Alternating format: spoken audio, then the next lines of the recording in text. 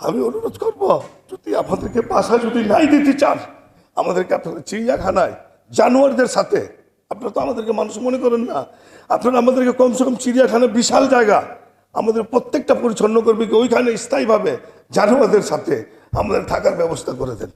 আপনাদের কাছে আমার হাত জোড়, সত্যি আমরা অনেক অবহেলিত, আমাদের আর বাঁচতে ইচ্ছে হয় না, বাঁচতে ইচ্ছে হয় না, আমাদের জন্য চাকরির ব্যবস্থা করে দেন। কিছু বলার নাই, আল্লাহর কাছে জিজ্ঞেস করি যে কেন আপনি এই সুইপারের ঘরে বা এই পরিচ্ছন্ন ঘরে কেন জন্ম দিছেন, অথবা কেন বা এই কাজটা আপনি দিলেন। এই পৃথিবীর মধ্যে কষ্ট হয়, খুবই কষ্ট হয়। মন দিয়ে যখন সে কাজ করে তখন সে আর বেলচা কুদাল এগুলো চিন্তা করে, সে হাত থেকেই করে দেয়। আমার কাছে প্রমাণ ছবি আছে। সব জিনিসই আমরা পরিচ্ছন্ন কর্মীরা ভালোবাসি, আমরা মন দিয়ে কাজ করি, কিন্তু শেষে আমরা কি পাই? আমাদের পরিচ্ছন্ন কর্মী ভাই বলে গেল যে আমরা খালি হাতে যাই, খালি হাতে যাই না, আমরা এত মারাত্মক একটা ব্যারাম নিয়ে বের হই। যেমন আপনি আমাদের প্রত্যেকটা কলিতে যান, ক্যান্সার 100% আপনি পাবেন, সেই দুর্গন্ধ থেকে আমাদের ক্যান্সার হয়, কিডনি নষ্ট হয়। আমাদেরকে কিন্তু কোনো গ্র্যাচুইটি দেওয়া হয় না সিটি কর্পোরেশন থেকে। আমাদেরকে শেষ বয়সে যখন যাওয়ার সময় বা যাওয়ার আগেই আমাদের ক্যান্সার হয়, আমাদের কিডনি নষ্ট হয়, আমাদের লিভার নষ্ট হয়।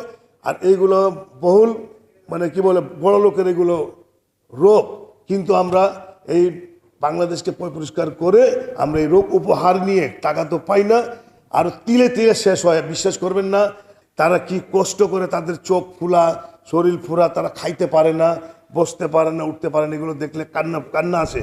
কিন্তু আমরা কার কাছে গিয়ে আমরা বলবো যে আমাদেরকে বাঁচান? আমাদের এই যে আমরা যে সিটি কর্পোরেশনকে আমরা শ্রম দিচ্ছি, তার বিনিময়ে আমরা কিন্তু সত্যি কিছু পাচ্ছি না।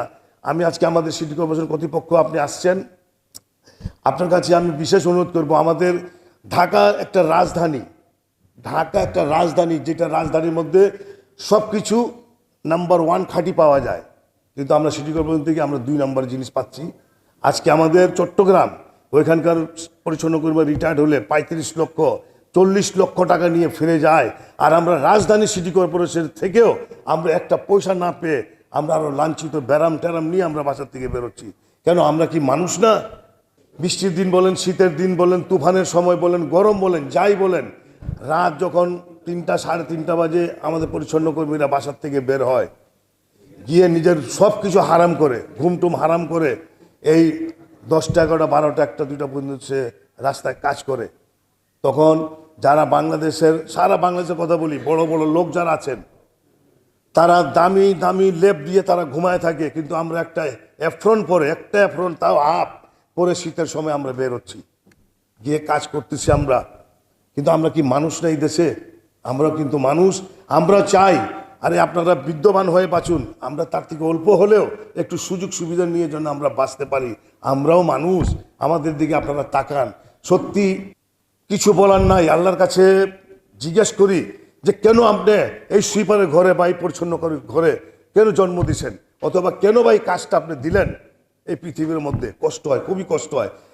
বলবো না যে যদি আমাদের জায়গায় যদি বিত্তবান মানুষরা যদি থাকতো একদিন, যেমন ধরুন আমাদের যেখানে আমরা বসবাস করি, আমরা গিঞ্জি এলাকায় বসবাস করি, এখানে এমন অবস্থা হয় যে চুল টানাটানি করে এক অপরকে মেরে ফেলা অবস্থা হয়।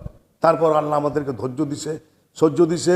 আমরা মাইনে নেই যে আমরা এই গরিব ঘরে যখন জন্মগ্রহণ আল্লাহ আমাদেরকে দিছে, আমরা সহ্য ধৈর্য করে চলে যাই।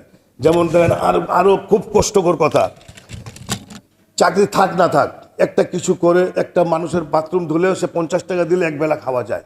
কিন্তু বাসস্থান একটা দেশের সরকারের পুরো নিয়ম, যেমন বস্ত্র, শিক্ষা, বাসস্থান, আর তারপর স্বাস্থ্য, এইগুলা সরকার আমাদেরকে দেবে। বাসস্থান আমাদেরকে করে দিচ্ছে প্রত্যেকটা কলোনিতে। কিভাবে দিচ্ছে? কোয়ার্টার ওয়াইজ দিচ্ছে, কোয়ার্টার ভাবে। এই আমি ইয়াং, এখন আমি সিটি কর্পোরেশন চাকরি করে যেতে যেতে যেতে আমি তো আর জোয়ান হব না, আমি তখন শেষের দিকে যাব। ছেলে হবে, মেয়ে হবে, নাতিপোতা হবে। যখন আমি রিটায়ার্ড করব তখন সিটি কর্পোরেশন আমাকে বলে তোমার চাকরি আছে? নাই, বাসার থেকে বের হও। তখন আপনারা বলেন যে আমরা ওই সময় নাতিপোতা নিয়ে আর ওই বয়সটার সময় নিয়ে নাই কিছু পেলাম, আমাদেরকে বলতেছে আপনার বাসা ছাড়েন, চাকরি নাই। তখন আমরা কোথায় যাব? আমরা কি একটা রাষ্ট্র থেকে বসবাস করতে পারছি, নাকি আমরা সমুদ্রের নিচে বাস করছি, না আমরা আকাশে বাস করছি? আমরা নিজেও এটা জানি না, আমরা এতই বৈষম্যর শিকার। আমি অনুরোধ করব, যদি আমাদেরকে বাসা যদি নাই দিতে চান, আমাদেরকে আপনারা চিড়িয়াখানায় জানোয়ারদের সাথে, আপনারা তো আমাদেরকে মানুষ মনে করেন না, আপনারা আমাদেরকে কমসে কম চিড়িয়াখানা বিশাল জায়গা আমাদের প্রত্যেকটা পরিচ্ছন্ন করবে কি ওইখানে স্থায়ীভাবে জানোয়ারদের সাথে আমাদের থাকার ব্যবস্থা করে দেন।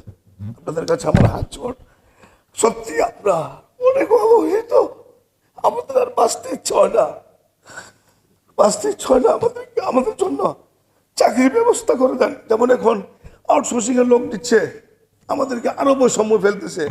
আউটসোর্সিং এমন একটা জিনিস, যখন আমরা রিটায়ার্ড হব একটা পয়সা পাবো না, মারা যাবো একটা পয়সা পাবে না। আমাদের ছেলেরা, আমরা কি মানুষ না? আমাদের জন্য আপনারা কিছু করেন, আমাদের পরিচ্ছন্ন কর্মীদের জন্য আপনারা কিছু করেন। বর্তমান মাননীয় প্রধানমন্ত্রী লন্ডনে ছিলেন, আর শুনছি নাকি আমি যে লন্ডনে যদি কারোর বাসার সামনে যদি একটা গর্ত থাকে, যদি ওখানে কোনো অন্য মানুষ ওষটা খেয়ে পড়ে যায়, তাহলে তার জরিমানা সেই ঘরের মালিকের যে বাসা সে দেবে। তো আমি মাননীয় প্রধানমন্ত্রীর কাছে আমি অনুরোধ করবো আপনাদের মাধ্যমে, আপনি আসছেন, আপনার 3 মাসের মধ্যে আপনি অনেকগুলো কাজ করেছেন, আমরা পেপারে টিভিতে দেখতে পাচ্ছি। আপনার কাছে অনুরোধ, আপনাকে ধন্যবাদ জানাই। আর একটা কথা, যে আপনি পরিচ্ছন্ন কর্মীর কথা শোনার পর আপনি 5,000 টাকা করে আমাদেরকে ঈদের উপহার দিয়েছেন। এই 5,000 কিন্তু আমাদের 2-4 দিনের মধ্যেই শেষ।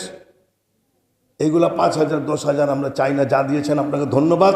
আমাদের জন্য স্থায়ী বসবাসটা করে দেন, যেমন কোনো সিটি কর্পোরেশন কোনো দিন যেন বলতে না পারে যে আপনার চাকরি শেষ, আপনি চলে যান। হয় সেটা করবেন, আর না হলে চিড়িয়াখানার ভিতরে আমাদের জন্য বাসস্থান বানাবেন। কমসে কম জানোয়ারের সাথে থাইকা আমরা বাঁচতে পারবো, এবং পুরো ওয়ার্ল্ডের মানুষ এই বাংলাদেশে এসে আমাদের জানোয়ারদের সাথে আমাদেরকেও দেখতে পারবে যে মানুষ নামে জানোয়ার বাংলাদেশে বসবাস করে।